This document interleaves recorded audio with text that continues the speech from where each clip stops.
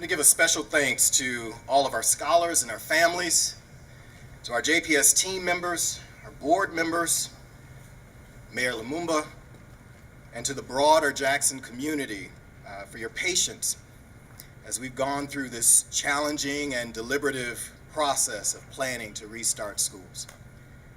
As many of you know, we gathered feedback from many JPS stakeholders. I've been engaged in multiple discussions with our school leaders over the past several months. We've surveyed our JPS parents and guardians, as well as staff members. We've held panel discussions with staff members and with our scholars and with representative parents. I've received numerous emails and calls from various stakeholders with their thoughts on what we should do as we prepare to restart school.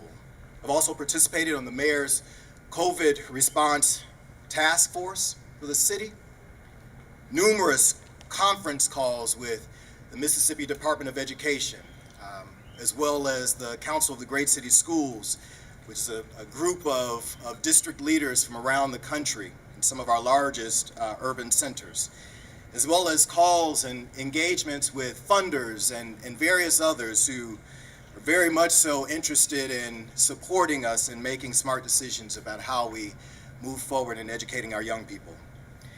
And not the least of which, and I would say perhaps most especially and importantly, we launched a school reopening advisory committee with broad representation of the JPS community and of Jackson in general. In this process of listening and learning, we've been struck by the range of needs that our families have, and therefore the responsibility for us at Jackson Public Schools to provide a flexible plan to meet those needs. Given that, one of the key non-negotiables in our planning, as identified by the advisory committee, was to provide viable options for our families.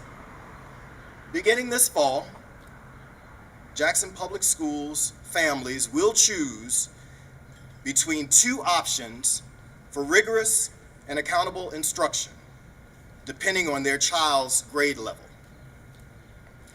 Elementary schools will be choosing between virtual instruction and traditional or on-site instructional models. Our middle schools will choose between virtual and traditional or on-site models. Our high schools will offer virtual and a hybrid instructional model, utilizing an A and B day schedule, alternating schedules. At the same time, we need to be clear about the challenges of educating our scholars in either of these models. Yes, our plan provides for choice and options for our families, but we strongly urge all of those families who are able to support their scholars in learning virtually, we urge you to do that. And to help support the virtual model, we're using our COVID CARES funding, as well as some private funding, to increase scholars' access to technology and to expand our district's infrastructure. Jackson Public Schools is moving, finally, to a one-to-one model so that each and every scholar will have their own device and be able to use that in their learning experiences. Of course, mind you, we are standing in line with millions of others across the country who are purchasing devices right now. And so unfortunately, the additional devices that we're purchasing will not be available to us at the start of school. However, based on the current inventory that we have of technology, as well as the feedback that we've gotten from many of our families, we are confident that we will begin our school with a strong virtual program. To help ensure scholar and staff safety while they're in our schools, we'll be employing a number of safety precautions that are all based on the guidance from our health officials. And they include mandatory facial coverings And obviously we'll provide for our scholars some breaks for them to go outside and get some of this wonderful Mississippi warm weather and air, as well as daily temperature checks, daily, the start of the day, and even for those scholars who might be using our transportation. Distancing to the extent possible in our classrooms, in hallways, and all of the other spaces within buildings. And there's some really smart work that our school leaders and their teams are doing to ensure that that distancing happens. Frequent hand washing and sanitizing. And we've already been purchasing, actually over the last couple of months, supplies to ensure that those supplies are available to our young people and to teachers and our staff members. Revised and staggered meal plans and service. Limited movement throughout the school buildings, again, to cut back on the possibility of exposure from one to the next. Daily sanitizing of our high traffic areas. And this is an area where our team is getting smarter, has gotten smarter over time, and we've expanded our arsenal, and so there are spray guns of disinfectant materials as well. We'll be utilizing some ultraviolet light and some of the technology that we often see in clinics and medical facilities. No visitors will be allowed in our school buildings. We know that this will be new and will be different and will be a challenge to some who are used to having access to us, but we simply have to draw the line. And so no visitors will be allowed to school buildings, inside of the school buildings. Ongoing professional development will be offered and provided to our staff members, our team members, to ensure both that the safety precautions around cleaning and some of the other things that we'll be implementing, but as well as the virtual instruction and the increased use of technology, that all of that will be done with greater effectiveness. And we'll also be providing some model lessons to our teachers and team members. Again, understanding that there's so much that's new for our team members that we want to give them the running start and give them more of this, more supports as we begin the year. Parents and guardians have always played a key role in education for our scholars. And that is only increased given the current issues of the day. And so they will have a critical role in ensuring our safety and success moving forward. One thing that we are asking, and I'll ask again and say more about this in a few moments, is we need our parents and guardians to register. We need them to register our scholars immediately so that we can begin and deepen our plans for what will be offered to young people and how we'll offer those things to young people when we start school. Also, once we begin school, we will expect and will need our parents and guardians to check their children's temperatures every day. The elevated temperature is just one clear sign that perhaps there's an issue there, and so we want to make sure that parents are preparing themselves and preparing their young people at the start of the day to make a pivot in case they need to readjust and perhaps not send the scholar to school if they've got the elevated temperature. In addition, while we've done parent training before, we're preparing for a much deeper and much more robust offering of parent training so that our parents can be prepared to support our young people with virtual learning. We know again that lots of things will be different, lots of things will be required of them, the technology, the various sites that we'll use, the tools. We just need to make sure that they're ready to support their young people even as we educate them virtually. We feel the options outlined in this plan will help our parents and guardians make informed decisions as they register their scholars for the 2021 school year. But we need you to register immediately so that we can plan for your scholars, parents.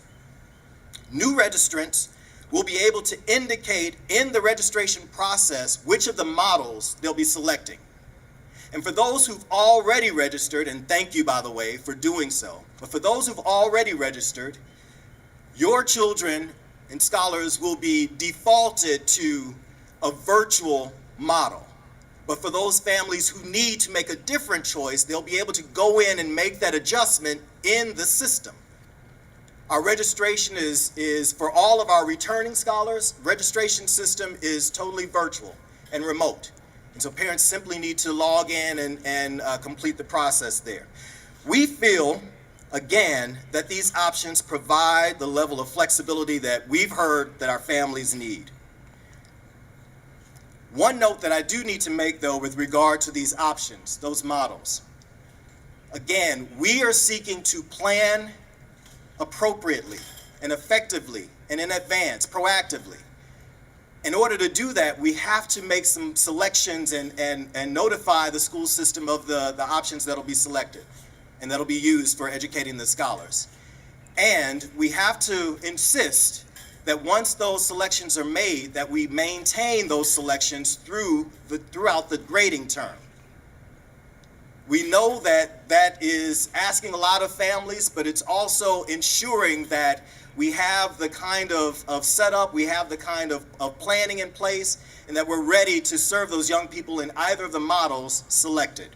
So again, once selected, we'll ask and we'll have to insist that our families maintain that selection through the entire term, grading term. This, ladies and gentlemen, is a call to action for all of Jackson. Any of our churches, our family members, neighbors, or others who are able to support working parents by providing academic assistance and care for their scholar, please raise your hands if you're able to do so.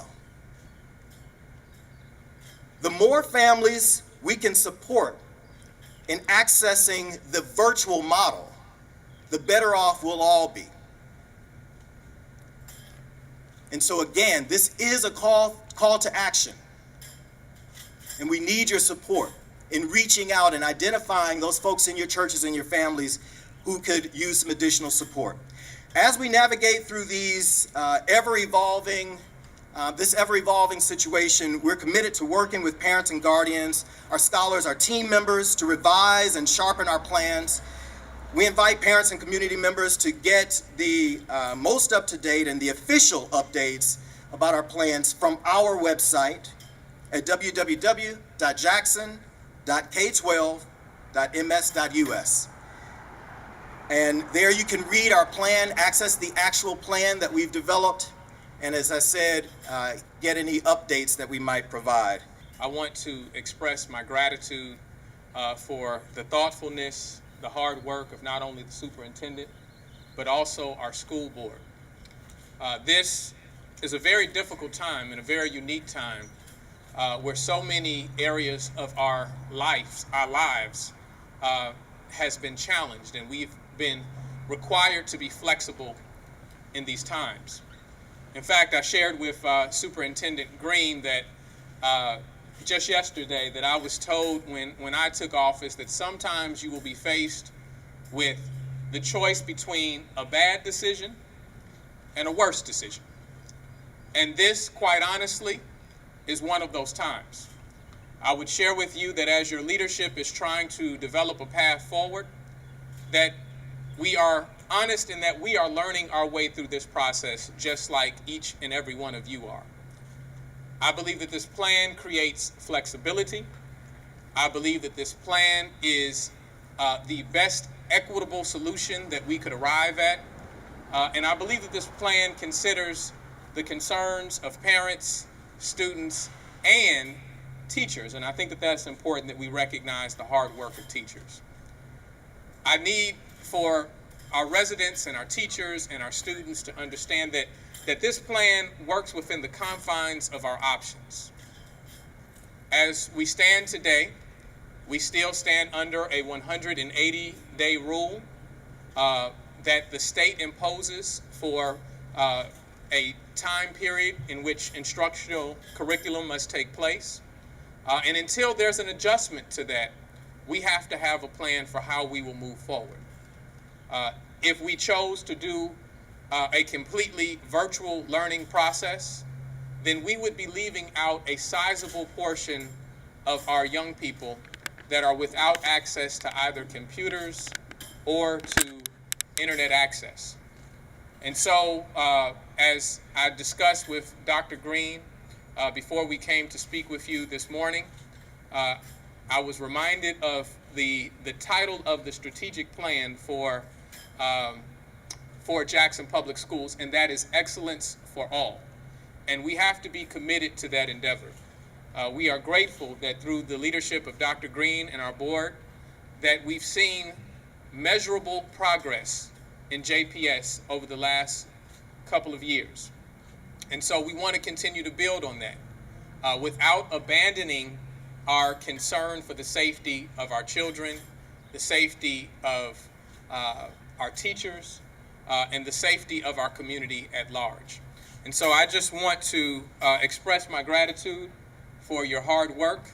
I want to acknowledge that, listen, I know that there are people that are going to be uncomfortable with moving forward.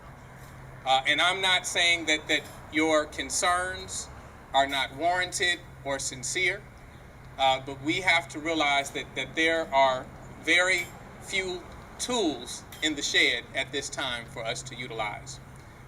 And so as we move forward, we have to do so patiently and supportive of one another, understanding that there is no one-size-fits-all solution to this problem.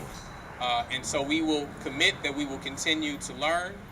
We will continue to make modifications where that is possible. And the City of Jackson will continue to support the Jackson Public School District and the success of our young people and our community at large. Thank you very much. As president of the JPS Board of Trustees, I'm confident that the administration led by Dr. Green has put forth their very best efforts to create a plan that not only is committed to the safety and welfare of our scholars and staff, but also to equity. This plan purposefully considers the need of our student population and attempts to meet the variety of requirements. However, this moment is unprecedented. There is no roadmap. The district cannot do this alone. Everyone in this community has a role. The district is committed to adjusting as our environment and the virus commands. But as a parent, I see this as an opportunity. One, to set an example for my children, that when life gives us the unexpected, we become creative and resilient, but also to look at the opportunity this presents. Education has never begun or ended at the school entrance. Our children and we are constantly learning. I am convinced that we as a community can come out better on the other side of this pandemic if we look for the opportunity in this moment. So for families that choose virtual learning, think outside of the box. Are there other families that are social distancing and isolating like yours? Can your children learn together? Are there family members that can help with tutoring and help your child deal with this drastic change? For all students to be successful in this moment, everyone in this community has a role. I implore you to think about where your talents lie, where they can be helpful, and where the opportunity lies. Thank you. Members of the team are here and here behind me, and part of the reason that they're here is because this is not Eric Green's plan. Much like our strategic plan, again, this was a deliberative process considering many voices and many realities in which people live. And I'm confident that the plan that we're putting forward provides for the flexibility that we need. At this point, I will take any questions that you might have. There were a few questions in there. I'll start with the first piece that kind of spiked for me, conflict. There's no conflict in what I've said. I'm very clear that we have an inventory of technology already. And based on that inventory, and based on the feedback that we've already gotten from families, we're confident that we'll be able to start feedback from families as to what they have and their readiness at home and their intentions. That between all of those, that we're confident that we'll be able to support the virtual learning.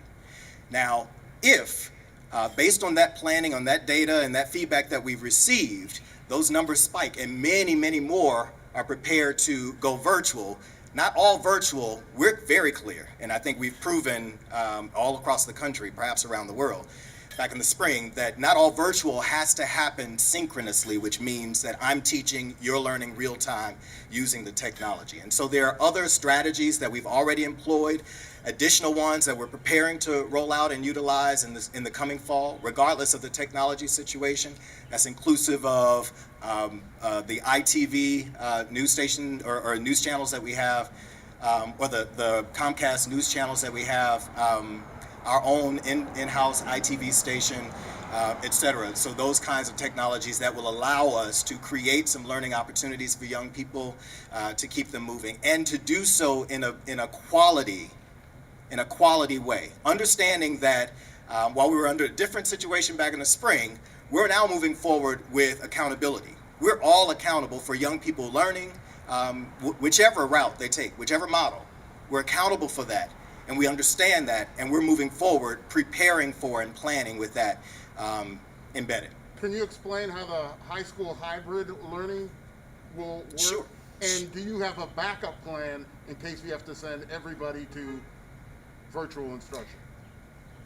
Well, I'll start with the backup plan. That is the backup plan, that everyone will go virtual. If we have a situation where we have to pivot and close schools, close individual schools, or close the district in total, we will go virtual.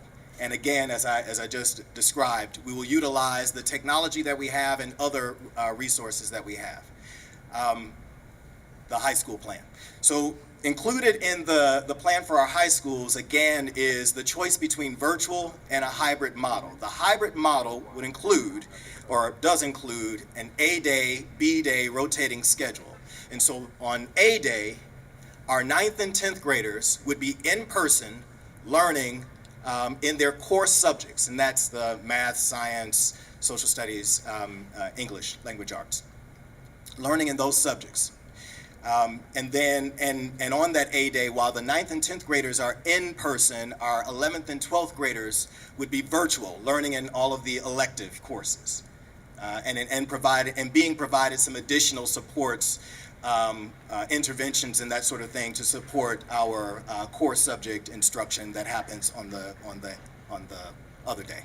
And then they'll flop, and that happens Monday through Friday. So A on Monday, B on Tuesday, A Wednesday, B Thursday, A Friday, B Monday. And so if we happen to have a vacation day or a holiday on a Monday, then that B would roll over to Tuesday, and we continue with that rotation in that way. Our high school, I will say this, that our high school teachers have been leading really the district. Now we've got rock stars throughout the district in all kinds of roles throughout the district. But in particular, our high school teachers, our secondary teachers, have kind of led the way with the virtual instruction and online instruction, or blended models. More of those classrooms, one, because we've got some dual enrollment of scholars, dually enrolled here in Jackson Public Schools and in some of the neighboring community colleges.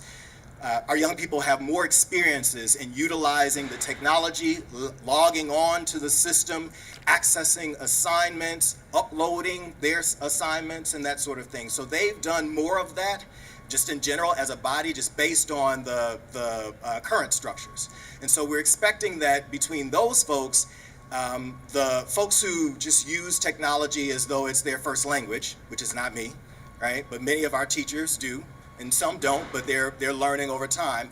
And the experiences that many of our teachers and young people had over the summer, where we ran a virtual program for many scholars, and they were able to engage virtually. We've gotten lots of feedback on that, some things that we'll want to change and improve upon, but lots of things that worked well and that young people appreciated. So all of that to say, the high school hybrid model, should that be selected, is one where we've already had some experiences and we're prepared to move it forward. Again, the technology issue is real. And so if we get to a place where everyone is learning, well, all of our high schoolers need a device because they will be, you know, even the hybrid model is a day in person and the alternating day virtually. But again, based on our numbers and based on the feedback we've had from our JPS families and stakeholders, we're confident that we'll be able to support them in moving into that model. The question was, if schools may be closed down at some point, what would cause that?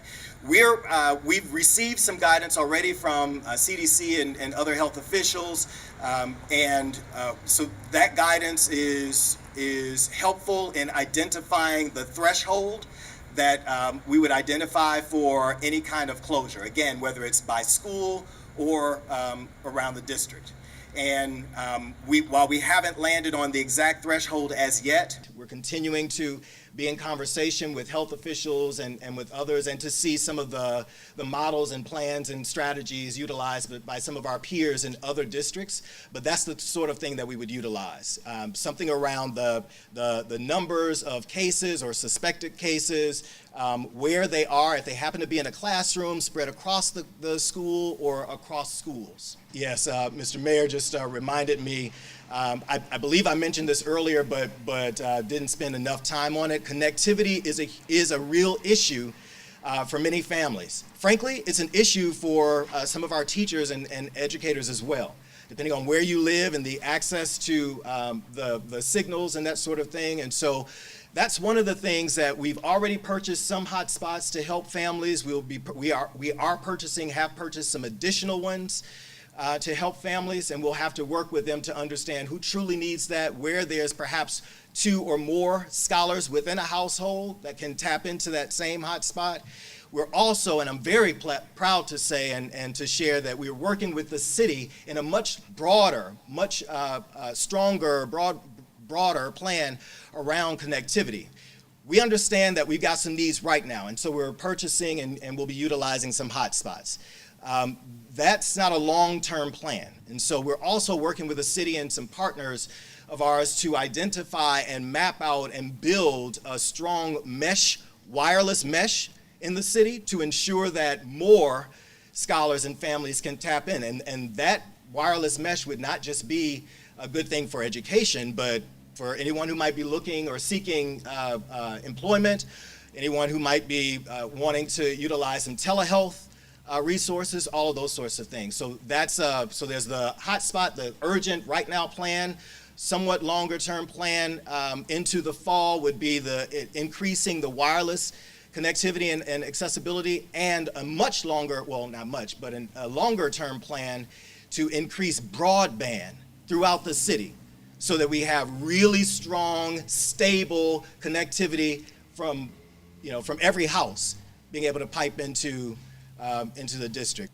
There's tons of guidance that we've received from the state, as well as in terms of kind of what they've heard and what they've received from CDC. So we're all kind of utilizing some of the health guidance from health officials, and then the state, much like we're tapped into a coalition of school leaders and of district leaders around the country and other districts. The state, too, is tapped into a coalition of state leaders, district or state education leaders around the country. And so that guidance has been around certainly some of the health precautions and that sort of thing, but as well some of the devices that are better or more suitable to young people and some of the specifications there. So our team has been in contact with and constant communication with and learning from the state in terms of which devices are better or more appropriate and that sort of thing. Connectivity, of course, all that sort of thing as well.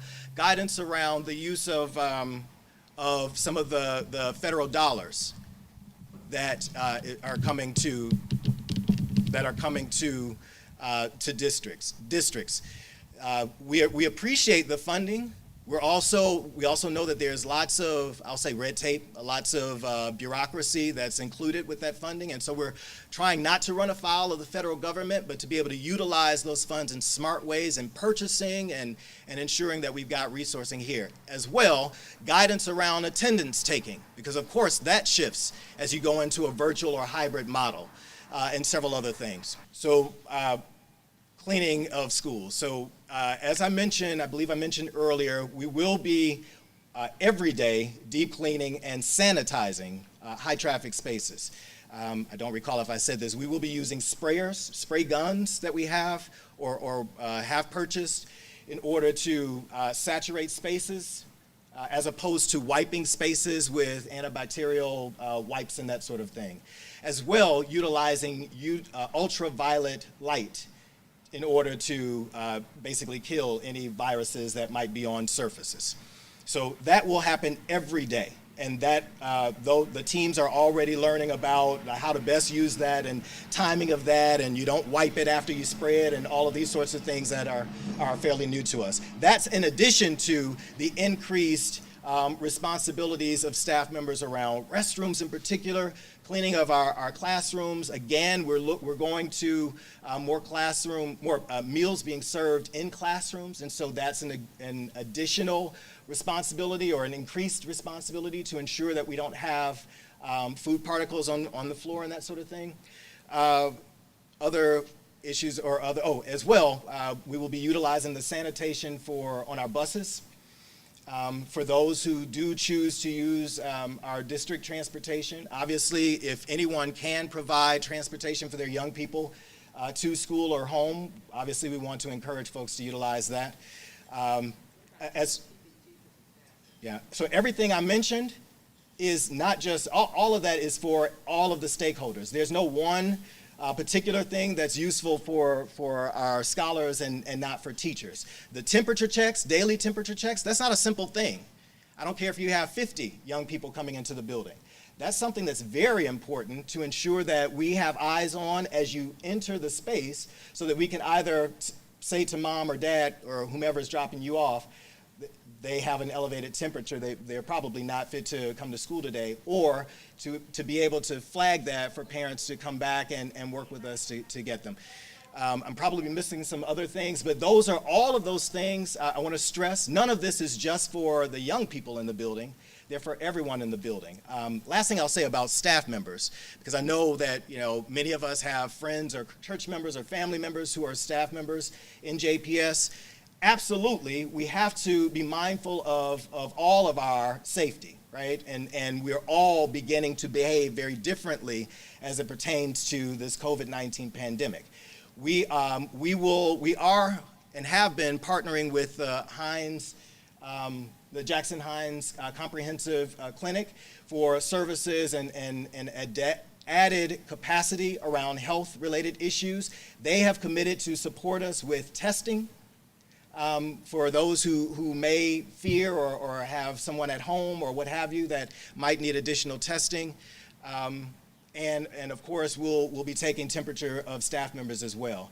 The same expectations around spacing, that's also required and expected of our staff members. And so our typical team meetings in one room, sitting next to each other, those are some of the things that we'll be suspending as well. We've been in touch with and remain in touch with Mississippi, the Association of Activities, High School Association of Activities, and they have, and we're pleased to see their guidance and kind of pushing back the start of some of the fall sports. We know that this is very important to our scholars, and so much like other decisions that we're making, we don't want to be knee-jerk with this, and we know that we've got to create more opportunities for young people and the coaches and all to be as safe as possible. So our plan right now is to ensure that we remain in touch with them, that we're looking and seeking additional guidance in terms of what will be allowed, and from that backing into, even if it's allowed, if that's something that our community, our parents, our scholars, our teachers and coaches are prepared to move forward. So that's something that we know will continue to move forward in terms of planning and some of the specifics there. I'll also say choir, band, Also very important, we often talk about the athletics, but those too are very important to us, and we know that they're very important to our scholars. We have scholars going to school or college on scholarships based on those activities. And so, again, we don't want to knee-jerk just snatch those opportunities away, but we have already identified and are initiating some limiting procedures, such as we won't be sharing instruments in band. Choir will have to space even more, and so that probably will mean that we'll practice or rehearse by sections, the tenor section versus the soprano section. Those sorts of things that team members that we've given some thought to, that we've been working with our other team members who lead those activities and continuing to build out a lot of the details that folks simply want to know and need to know. Everyone, yes, teachers, everyone will have to, will be required to. Now, there's an asterisk there, because there are those with asthma or some other respiratory issues that make it difficult for them. And so we'll have to work one-on-one with them to ensure that the essence of what we're trying to accomplish with the distancing and stopping respiratory output, that is accomplished. And so we have, and actually in our plan you'll see we have, for our youngest scholars, our pre-K through second, thank you, pre-K through second will have face shields because we understand that they'll be fidgeting with masks and that sort of thing. Again, for our teachers, in consultation with them, understanding their needs, we'll be prepared to make some adjustments. I want to end with this, ladies and gentlemen. We're presenting to you lots of thinking, lots of planning, lots of consternation that we've already done. And as I see it, tons of districts around the country are sharing plans this week. Our plan is 100% of what we know today and what we're prepared to do today. As we know more tomorrow and next week, and even up until and after the start of school, we are committed to making adjustments as appropriate. There will be questions that many others will have. We actually heard from our school leaders yesterday who had several questions with regard to some of the details that are really important to undergird the plan that we're rolling out. And we appreciate that, we want that, and we need that to continue. But I want to be clear that as people share those questions, some folks actually have some additional ideas about how we do this and how we do this effectively going forward, and maintaining the level of choice and flexibility that our families absolutely need. At this point, I'm going to thank you again for coming out. I'm going to thank you for what I know you will do to go and actually read the plan. There's more detail there than we were able to share here verbally, but there's more detail there. Please do continue to go to our website to get additional feedback and additional updates on what we will be doing. And the first day of school will be August the 10th.